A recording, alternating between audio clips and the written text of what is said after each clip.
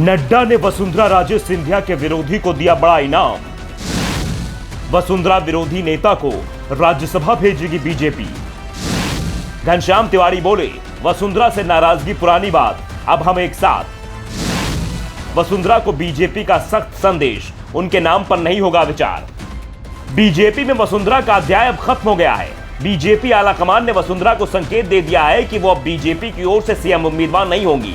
सरकार बनी तो सीएम भी नहीं होंगी। राजस्थान में बीजेपी नए नेतृत्व की तलाश में है और इसमें वसुंधरा तो दूर, उनका कोई करीबी भी फिट नहीं होगा। लेकिन वसुंधरा भी अभी सरेंडर करने को तैयार नहीं दिख रही हैं।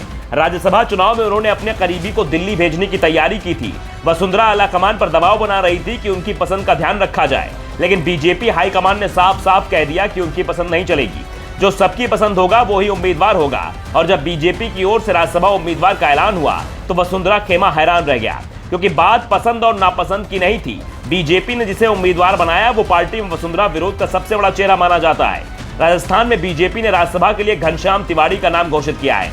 उनका नाम सामने आते ही वसुंधरा खेमे में हलचल मच गई है। घनश्याम तिवारी और वसुंधरा की अनबन नई नहीं है, बल्कि बहुत पुरानी है। 5 साल पहले वसुंधरा राजे सिंधिया राजस्थान की सीएम बनी थी। 2013 में पार्टी की राजस्थान में सरकार बनी थी। तिवारी पार्टी के वरिष्ठ विधायक थे।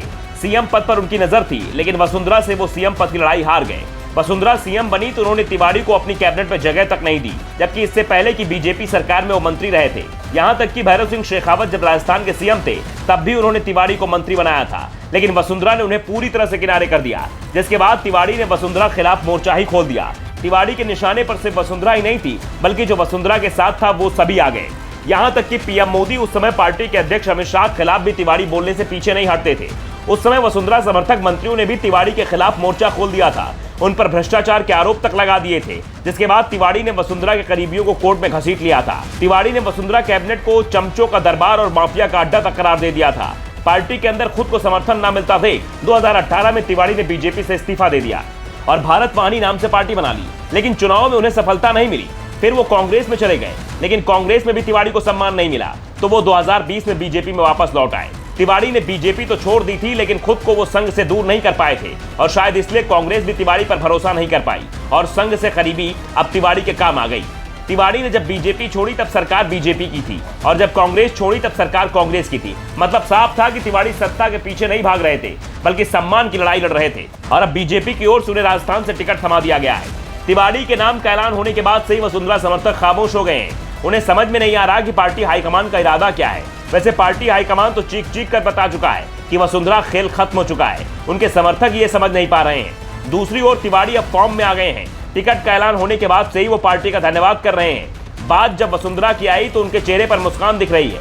जब सवाल हुए तो तिवारी ने कहा कि वसुंधरा से उनकी कोई नाराजगी नहीं है, वो वसुंधरा के विरोधी भी नहीं है। पार्टी उम्मीदवार बनाए जाने के बाद मुझे जो फोन सबसे पहले आए उसमें वसुंधरा का नाम भी था। उन्होंने मुझे बधाई दी है। राजस्थान बीजेपी ने मुझे सर्वसम्मति से उम्मीदवार चुना है। अब पार्टी ने जो निर्णय लिया है उसका मैं सम्मान करता हूं। जो काम मिलेगा उसे पूरी ईमानदारी से करूंगा। ब्यूरो रिपोर्ट, तथाकड़ न्यूज।